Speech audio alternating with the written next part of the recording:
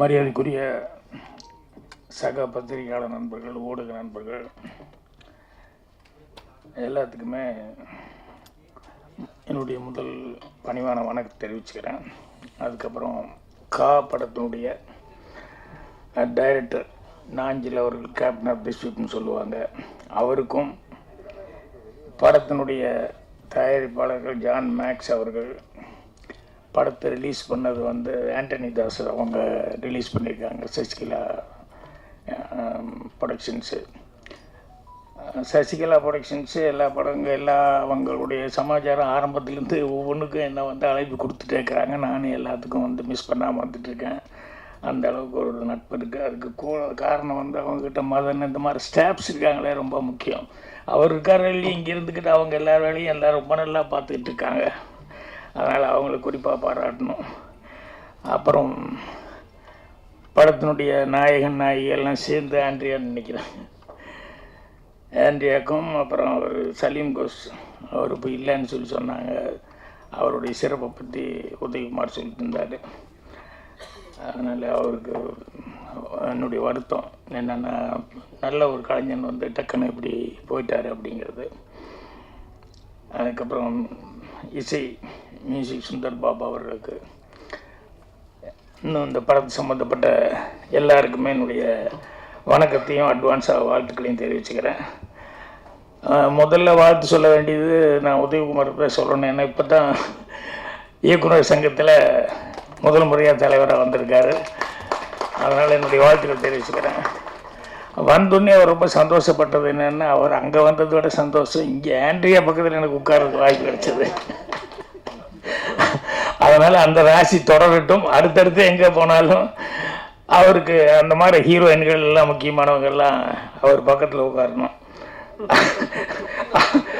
அவருக்கு இது பண்ணிக்கிறேன். அதே மாதிரி டைரக்டர் பேசுனது எனக்கு ரொம்ப பிடிச்சது. நாஞ்சில் அவர்கள் அவர் பேசுனது ரெண்டு விஷயம். ஒன்று அந்த சலீம் கோஸை பற்றி சொன்னார். நம்ம எப்பவுமே வேறு மாதிரி இமேஜின் பண்ணோம் இல்லையா. அவர் ஷார்ட் முடிஞ்சோடனே உடனே கட்டி பிடிச்சி ஒரு முத்தம் கொடுத்தா தான் ரொம்ப பிடிக்கும் அப்படின்னு சொல்லி சொன்னார். நான் ஆண்ட்ரியாவை நினச்சி பார்த்துக்கிட்டேன். ஆண்ட்ரியா அப்படி சொல்லியிருந்தா எப்படி இருந்திருக்கும் இல்லை, சொல்லும்போது நம்ம நினச்சி பார்ப்போம் இல்லையா, அந்த மாதிரி நினச்சிக்கிட்டேன். அப்புறம் படத்தில் உண்மையிலேயே அவர் சொன்னது ஆண்ட்ரியா எந்த அளவுக்கு அதில் ஸ்ட்ரெயின் பண்ணியிருக்காங்க, எவ்வளோ அக்கறையோடு இதில் நடிச்சிருக்காங்க, எவ்வளோ ஈடுபாடு இருந்திருக்கு அப்படிங்கிறத அவர் சொல்லும்போது புரிஞ்சுட்டேன். அதுக்கு முன்னாடியே எனக்கு மற்றவங்ககிட்டலாம் பேசும்போது கூட ஜான் மேக்ஸு அவங்க ஆண்டனி தாஸ் இவங்க அந்த டீம்கிட்ட பேசும்போதெல்லாம் கூட அவங்க அவ்வளோ ஈடுபாடோட நடித்தாங்க அப்படின்னு சொல்லி கேள்விப்பட்டோன்னே அது ரொம்ப சந்தோஷமாக இருந்தது. பொதுவாக எல்லா படத்துலையும் ஈடுபாடோட எல்லாருமே நடிக்கிறவங்க தான். இருந்தாலும் சிலது பர்சனலாக சில கேரக்டர்ஸ் அப்படிங்கிறது ரொம்ப லைக் பண்ணிட்டாங்க அப்படின்னு சொன்னோம்னா அது ரொம்ப இன்வால்மெண்ட்டோடு நடிப்பாங்க. அடுத்து டைரக்டர் சொன்னதில் நிறையா சினிமாவை பற்றி புதுசாக இருந்தது எனக்கு. அவர் சொன்னதில் நிறைய விஷயங்கள் என்னென்னா, சினிமாங்கிறது ஒவ்வொருத்தரும் ஒவ்வொரு மாதிரி சொல்லியிருக்காரு. அவர் கொஞ்சம் யாரோ ரெஃபரன்ஸ் எல்லாம் கொடுத்துட்டு இது அனுபவம் அப்படின்னு சொன்னார். பொதுவாக படம் ட்ரெய்லர் அதெல்லாம் பார்த்தா தான் படத்தை உடனே பார்க்கணும் அப்படின்னு சொல்லி தோணுது. இதில் ஆண்ட்ரியா ஆக்ஷன் அப்படின்னு சொல்லி நடித்ததெல்லாம் பார்த்துட்டு கண்டிப்பாக பார்க்கணுன்னு. அதை விட அவர் டைரக்டர் பேசுனதை வச்சு இவ்வளோ ஏதோ சொல்கிறாரு, ஒரு வித்தியாசமாக இருக்க, அதனால் அவசியம் படம் என்ன இருக்குதுன்னு பார்க்கணும் அப்படிங்கிற மாதிரி ஒரு ஆர்வத்தை கொடுத்தது. வந்துடுமே யாருக்கிட்ட என்ன இதுன்னெல்லாம் கேட்டுக்கிட்டு இருந்தேன். அவருடைய எக்ஸ்ப்ளனேஷனுங்கிறது கொஞ்சம் வித்தியாசமான முறையில் இருந்தது. இந்த படங்கள், இந்த மாதிரி படங்கள், காமார படங்கள் எல்லாம் அந்த காலத்தில் நான் ரொம்ப விஜயலலிதா நடித்து revolver, Rita, Kanchana, confide Kanchana, அந்த மாதிரி டப்பிங் படங்கள் தெலுங்கில் எடுத்து அது பூரா வரும். அதெல்லாம் மிஸ் பண்ணாமல் நான் பார்த்துருவேன். எப்பவுமே இந்த டப்பிங் படங்கள் தெலுங்குலேருந்து வர்றது ஃபைட் படம்னா எனக்கு ரொம்ப பிடிக்கும். அதனால் மிஸ் பண்ணாமல் காந்தாராவ் படங்கள் இதெல்லாம் நான் பார்த்துக்கிட்டே இருப்பேன். அந்த மாதிரி அவங்க விஜயலலிதா நடித்தாங்க. அதுக்கப்புறமா விஜயலலிதாவுக்கு அப்புறம் அப்புறம் ஆக்ஷன் படங்கள் விஜய் சாந்தி கொஞ்சம் வேறு மாதிரி சோசியல் டைப்பில் விஜய் சாந்தி நடித்தாங்க. ஸோ விஜயில் ஏதாவது வந்து பூரா கவ்பாய் படங்கள் அந்த ஜாதியில் இருக்கும். விஜயசாந்தி ஃபேமிலி ஓரியன்டாக செஞ்சாங்க. ஸோ எல்லாமே ரெண்டுமே லைக் பண்ணுற அளவுக்கு தான் இருந்தது. அப்போல்லாம் கர்ணன் டைரக்டர் தான் இந்த கவ்பாய் படங்கள்னு சொல்லி இங்கிலீஷில் வர்ற படங்கள் போகிறான் அந்த மாதிரி டைப்பில் வந்து அந்த ஜாதியில் இங்கே படம் எடுக்கிறது, அந்த மாதிரி கண்ணுகன்னெல்லாம் வச்சுட்டு எடுக்கிறது அப்படிங்கிறது அவர் கர்ணன் சார் படங்கள் தான். அந்த ஹார்ஸ் ரைடிங்லேருந்து ஃபைட்டிங்கு எல்லாமே வித்தியாசமாக இருக்கும். அது அந்த படங்கள்லாம் பார்த்தது. அதனால் இப்போது ஆண்ட்ரியா நடிச்சு இந்த படம் பார்க்கணும். ஏன்னா நிறைய இந்த மாதிரி படங்கள்லாம் வந்து லேடி ஓரியன்டான படங்கள் இங்கிலீஷில் கூட நிறைய படம் இருக்குது. கில் பில்லா ஏதோ ஒரு படம், அது வந்து பார்ட் 1 பார்ட் 2 இப்படியெல்லாம் மாறி மாறி வந்தது. இனி ஒரு படம் வில்லியா ஒரு பொம்பளை நடிச்சிருப்பா. அவர் ஹீரோ நல்ல பாடி பில்டர், அவர் பேர் நம்ம மறந்து போச்சு எனக்கு. அவர் வந்து அது ஒரு படத்தில் ஹீரோ. அந்த படத்தில் அவர் மேலே வந்து எங்கே போனாலும் ஒரு மாடல் நடக்கும். அந்த மாடல் வந்து அவர் மேலே அந்த சார்ஜ் வந்துடும், மாடல் சார்ஜ். ஸோ அவர் அதில் போலீஸ்கிட்டேருந்து தப்பிச்சு ஓடிட்டு இருப்பார். அப்புறம் இங்கே வாங்க அங்கே வாங்க உங்களுக்கு எதுக்காக என்னங்கிறத விளக்கம் சொல்கிறான்னு சொல்லிட்டு ஒரு ஸ்பாட்டுக்கு போய் நிற்பார். போய் நிற்கிற இடத்துல பூரா பார்த்தீங்கன்னு சொன்னோம்னா மறுபடியும் மாடல் நடக்கும், மறுபடியும் மாட்டிக்குவார். கடைசியில் கிளைமேக்ஸில் வந்து இது எல்லாத்துக்கும் காரணம் இத்தனை மாடல்லாம் பண்ணதுன்னு சொல்லிட்டு அங்கே தான் ஒரு லேடியை கொண்டு வருவாங்க. என்னென்னா அவங்க வந்து அதுக்கு முன்னால் நிறைய ஆக்ஷன் எல்லாம் வந்தது. அப்போ லேடினே தெரியாது. சில இடங்கள் தப்பிச்சு போகிற இடங்கள்லாம் அவ்வளோ நல்லா அந்த ஆக்ஷன் சீக்வன்ஸ் எல்லாம் இருந்தது. அதுக்கப்புறம் கிளைமேக்ஸில் வந்து அந்த லாஸ்ட்டு ஃபைட் சீக்வன்ஸ் வரும்போது அப்போ தான் ஓப்பனாக லேடின்னு காமிப்பாங்க. அவங்களுக்கு எல்லா ஸ்கில்லும் இருக்குது, ஏன்னா ஆர்மியில் வந்து வேலை பார்த்தவங்க அப்படின்னு சொல்லிட்டு. அந்த கிளைமேக்ஸ் ஃபைட்டெல்லாம் கூட ரொம்ப ஒரு ஓப்பன் டெரஸ், ரொம்ப பெரிய ஹைட்டான ஒரு பில்டிங்கில் மேலே நடக்கும். ஸோ அப்போ அந்த பொண்ணு எந்த அளவுக்கு, ஸோ இங்கிலீஷில் சில பேர்த்து நம்பி லேடிஸ் வந்து போடும்போது உண்மையிலேயே அவங்க அந்த அளவுக்கு அந்த ஆக்ஷன் பண்ணுற அளவுக்கு பாடியை வச்சுக்கிட்டு அந்த டேலண்ட்டோடு அவங்க பண்ணியிருப்பாங்க. ஸோ அந்த மாதிரி அந்த பொண்ணு அந்த படத்தில் நடிக்கும்போது கூட ரொம்ப நல்லா பர்ஃபார்மன்ஸ் பண்ணியிருந்தது. அதில் கடைசியில் ஹீரோ அவனுக்கு ஒரு இது வேறு ஏரோ வேறு அந்த பொண்ணு விட்டதில் அதுலேயும் வேறு ரொம்ப இதாகிடுவான். அதோட மீறி ஃபைட் பண்ணிட்டுருக்கும்போது அவன் எப்படியோ டாட்ஜ் பண்ணி அந்த பொண்ணு இவனை தள்ள வரும்போது இவன் அந்த பொண்ணை தூக்கி விட்டா அவ்வளோ பெரிய பில்டிங்லேருந்து ஒரு ராடு நீட்டிகிட்ருக்கான், அதை பிடிச்சி அப்படியே தொங்கிட்டு இருப்பான். ஸோ கீழே அவ்வளோ டெப்த்து. இப்போ அவன் தொங்கிட்டு இருக்கும்போது இவன் கஷ்டப்பட்டு எந்திரிச்சு மெல்ல பக்கத்தில் வந்து பார்ப்பான். அவளுக்கு தெரியும் இனிமே இதுக்கு மேலே வந்து நம்ம தப்பிக்கிறதுக்கு சான்ஸே இல்லை, ஏன்னா ஒரு 15-20 மாடிக்கு மேலே இருக்கும். இவ்வளோ டெப்த்தில் நம்ம உழுக போகிறோம், சாக போகிறோம் அப்படின்னு சொல்லும்போது அப்போ வந்து மெல்ல வந்து சொல்லுவாள், இந்த மாதிரி இனி நம்ம தப்பிக்க முடியாதுன்னு சொல்லும்போது ப்ளீஸ் ஹெல்ப் மீ அப்படிங்கிற மாதிரி சொல்லுவாள். அப்போ அந்த ஹீரோ வந்து சொல்லுவான் என்னென்னா, இத்தனை பேர்த்து நீ கொலை பண்ண லைனா, அதுவும் உயிர் தானே, அப்போல்லாம் உனக்கு ஃபீலிங்கே எதுவுமே கிடையாதா?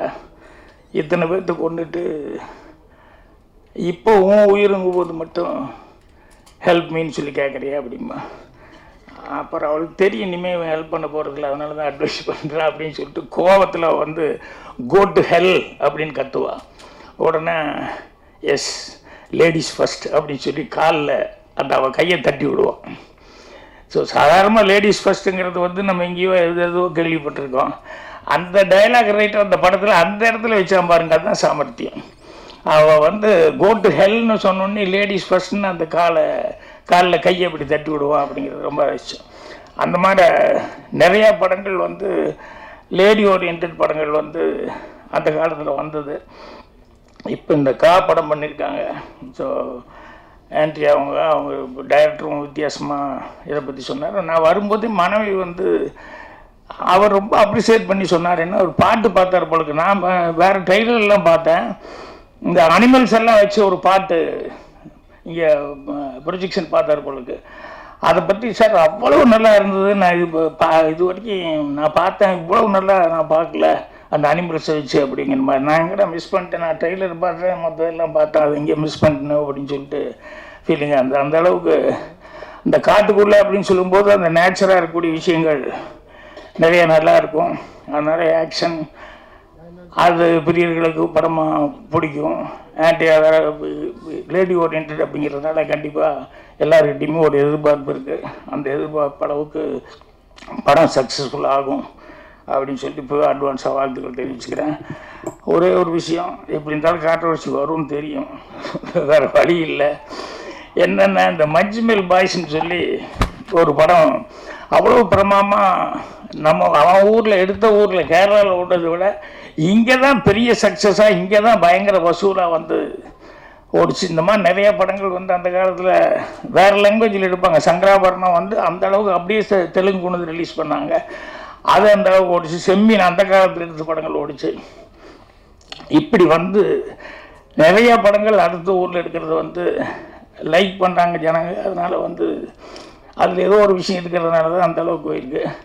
ஆனால் நம்ம ஊர் ரைட்டர் ஒருத்தர் வந்து ரொம்ப கீழே இறங்கி அதை விமர்சனம் பண்ணுறதுங்கிறது மனசுக்கு ரொம்ப கஷ்டமாக இருந்தது. ஏன்னா அவர் நல்ல ரைட்டு, பெரிய ரைட்டு, பேர் வாங்கினவர். அது ஏன் வந்து மனசுக்கு வருத்தமாக இருக்குது அப்படின்னு சொன்னோம்னா, அது படத்தை மட்டும் விமர்சனம் பண்ணி ஒரு வார்த்தையை விட்டுருந்தா பரவாயில்ல, வேறு மாதிரி வார்த்தைகள் விட்டார்.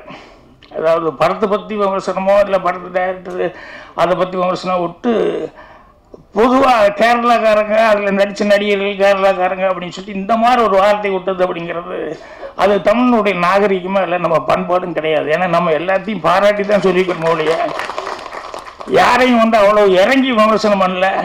ஸோ ரைட்டர் வந்து அப்படி விமர்சனம் பண்ணார் அப்படிங்கும்போது ரொம்ப கஷ்டமாக இருந்தது. என்னென்னா சினிமாவில் வந்து என்ன வேணாலும் நீங்கள் விமர்சனம் பண்ணலாம். அந்த படத்துலேயே வந்து ஏதாவது எனக்கு அது பிடிக்கல, நீ தமிழ் இப்படி காமிச்சிருக்க அப்படி காமிச்சிருக்க அப்படிங்கிறது இந்த மாதிரி வர்றதுங்கிறது தப்பு இல்லை. படத்தில் அது சரியில்லை இது சரியில்லைன்ட்டு பர்சனலாக வந்து அந்த ஊருக்காரங்களை அப்படின்னு சொல்லி அப்படி பேசுனது அப்படிங்கிறது தான் ரொம்ப ஒரு கஷ்டமான ஒரு சமாச்சாரம். நான் அந்த நேரத்தில் சொல்ல அப்புறம் வெளியூர் அங்கேயும் சுற்றினது. அவர் ரெண்டாவது சூட்டோட சூடாக பேசி எரிய நெருப்பு மறுபடியும் கொஞ்சம் எண்ணெய் ஊற்றுற மாதிரி வர வேண்டாம், கொஞ்சம் சூடெல்லாம் அடங்கட்டும் அப்படின்னு சொல்லிட்டு தான் விட்டேன். இது கூட இப்போ நான் பதிவு பண்ணுறது எனக்காக மட்டுமல்ல, இன்னும் தமிழ்நாட்டில் யாருமே அதை பற்றி ஒன்றும் கண்டுக்கவே இல்லையா அப்படின்னு சொல்லிட்டு அந்த கேரளா பீப்புள் அவங்க நினைக்கக்கூடாது. அதுக்காக நான் வந்து பதிவு பண்ணுறேன். தமிழ்நாட்டில் அப்படி கிடையாது.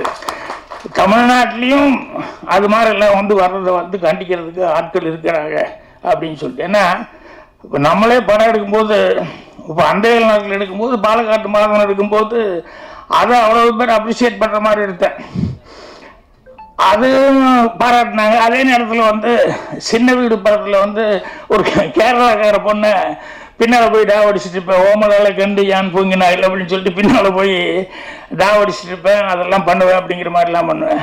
ஸோ அதுக்கு விமர்சனங்கள் வர்றது உண்டு. மௌன கீதங்களில் வந்து ஒரு லாட்ஜில் போய் நான் தங்க போகும்போது, இங்கே எல்லா ஸ்டேட்டும் உண்டு சார் அப்படின்னு சொல்லிட்டு தமிழ், தெலுங்கு, கன்னடா, மலையாளம் அப்படி இப்படின்னு சொல்லிட்டு அது ஒரு தப்பான இடத்துல போய் ஒரு தங்குறாரு அப்படிங்கிற மாதிரி சொல்லி, இதுக்கு வந்து வேறு இடத்துல வரல, நான் கர்நாடகாவில் வந்துச்சு, எப்படி எங்கள் ஊரை சொல்லலாம் அப்படின்ட்டு அந்த ஊரில் மட்டும் இல்லாத மாதிரி அந்த நேரத்தில் வந்து பெரிய பிரச்சனை வந்தது. இப்படி ஒவ்வொரு ஊர்லேயும் ஒவ்வொரு அப்ஜெக்ஷன்கள் ஏதாவதெல்லாம் பிரச்சனையெல்லாம் வர்றது உண்டு. இது வந்து இவர் வந்து சொன்னதுங்கிறது வந்து அந்த பர்சனலாக அவங்கள அட்டாக் பண்ணாமல் இருந்தால் நல்லா இருந்திருக்கு. அதை அட்டாக் பண்ணதுனால நிச்சயமாக அதெல்லாம் அவங்க மைண்டில் ஏறும். ஏன்னா நிறைய பேர் டெக்னீஷியன்ஸ் இருக்கான், ஆர்டிஸ்ட் இருக்கான், எல்லாத்துக்குமே அது மைண்டில் இருக்குது. ஏன்னா நமக்கு இன்றைக்கி தமிழ்நாட்டில் இருக்கிறவங்க வந்து எல்லா இடத்துலையும் தெலுங்கில் நம்ம டெக்னீஷியனுக்கு இருக்கிற மரியாதை அதுக்கு தெரியும். அதே மாதிரி பாம்பேயில் இருக்கிறவங்க வந்து நம்ம தமிழ் ஆளுங்க அப்படின்னா டெக்னீஷியன்ஸ்ன்னு எவ்வளோ மரியாதை கொடுக்குறாங்க அப்படிங்கிறது தெரியும். அந்த மாதிரி எல்லாரையும் வந்து நம்ம இங்கே இருக்கிற போல ஆளுகளையும் மரியாதை கொடுக்குறாங்க. இப்போ உதயகுமார் மற்றவங்கலாம் பேசுன மாதிரி சலீம் கோஸ்னா அவர் யார் என்னவோ இருந்தாலும் டேலண்ட் இருந்ததுன்னா சொல்லி மரியாதை கொடுக்குறாங்க. அந்த மாதிரி வந்து மரியாதை கொடுக்குறாங்க. அதே மாதிரி கேரளா பீப்புளில் வந்து அவங்க ஊரில் பெரிய டைரக்டராக இருந்தால் கூட தமிழில் ஒரு படம் பண்ணுறது மிகப்பெரிய கௌரவமாக நினச்சி ஒவ்வொரு டைரக்டரும் ட்ரை பண்ணுறாங்க இங்கே. ஸோ நம்ம ஆளுகளும் அவங்களுக்கு வாய்ப்பு கொடுத்துட்ருக்காங்க. தமிழ்லேயே அதே மாதிரி நிறைய படம் பெரிய ஹீரோஸ் விஜய் முதல் கொண்டு எல்லா பெரிய ஹீரோஸ் எல்லாம் வச்சு சக்ஸஸ் பண்ணிட்டுருக்காங்க. ஸோ அதனால் எல்லா டெக்னீஷியனுங்களும் வந்து நல்ல டெக்னீஷியன் எங்கே இருந்தாலும் எல்லாருமே எல்லாம் அப்ரிஷியேட் பண்ணி பண்ணுவாங்க. அதனால் இந்த விமர்சனம்ங்கிறது வந்து எனக்கு ஒரு வருத்தமாக இருந்தது. அதனால் வந்து தமிழ்நாடு சார்பில் யாரும் பேசலையே பிடிக்கலையேன்னு சொல்லிட்டு அவங்க நினைக்கக்கூடாது அப்படிங்கிறதுக்காக தான் இந்த பதிவு பண்ணேன். நாளையிலேருந்து கொஞ்சம் நிறையா இதை பற்றி கூறணும்னு நினைக்கிறேன். கொஞ்ச நாளாக பத்திரிக்கை மேட்ரு இல்லாமல் இருந்தது, அதாவது என்னை பற்றி இல்லாமல் இருந்து இப்போ இந்த மேட்ரு வந்துருச்சு. அதனால் எழுத்தாளர் சங்க தலைவர்னு சொன்னோம்னா அதுக்கு 4 பேர் என் ஊர்லேயே சண்டைக்கு வந்துடுவான். நீங்கள் தனிப்பட்ட முறையில் சொல்ல வேண்டியதானே, நீங்கள் எப்படி எங்களையெல்லாம் சேர்த்திக்கிட்டீங்க அப்படின்னு கேட்டால், அதனால் தலைவராக நான் சொல்ல விரும்பல. பாக்யராஜா பர்சனலாக சொன்னேன், எது வந்தாலும் நம்ம வாங்கி கட்டிக்கலாம் அப்படிங்கிறது கேட்டா, வேற ஒன்றும் இல்லை. ஏன்னா இதில் போய் எழுத்தாளர் சங்கத்தையெல்லாம் நான் சேர்த்துனேன்னா அவங்களுக்கெல்லாம் கொஞ்சம் யாருக்காவது சில பேர் கரெக்டு தான் அப்படி. ஏன்னா ஒவ்வொரு இடத்துலையும் ஒவ்வொரு மாதிரி இருக்கிறாங்க ஆட்கள். அதில் தமிழில் பேசணுன்னு வந்து இப்படி தரக்குறைவாக பேசிட்டாங்க, தமிழ் ஆளுகளை வந்து தப்பாக காமிச்சிட்டாங்க, அப்படி சில பேர்த்துக்கு கொஞ்சம் கோவம் இருக்கத்தான் செய்யும். அவங்களுக்கு சொல்லுன்னு வந்து அது இல்லை அது கரெக்டு தான் அப்படின்னு கூட நினைப்பாங்க. அதனால் என்ன, படத்தை பற்றி விமர்சனம் பண்ணலாம், எது பண்ணாலும் தப்பு இல்லை. அந்த படத்துலேயே இந்த மாதிரி விமர்சனம் பண்ணுறதுக்கு இடங்கள் இருந்தது. அதை விட்டு பர்சனலாக பேசுனதுங்கிறது ரொம்ப கஷ்டமாக இருந்தது. அதனால் நானும் ஒரு ரைட்டுங்கிற முறையில், ஏன்னா எல்லா ஊர்லேயும் எல்லோரும் எல்லா படமும் பார்த்துட்ருக்காங்க, எல்லா டெக்னீஷியனுக்கும் எல்லா ஊர்லேயும் மரியாதை இருக்குது. அப்படிங்கிறதுனால இவ்வளோ பெரிய ரைட்டு இவ்வளோ பேர் எடுத்தவர் இப்படி பேசுனதுங்கிறது வருத்தமாக இருக்குது.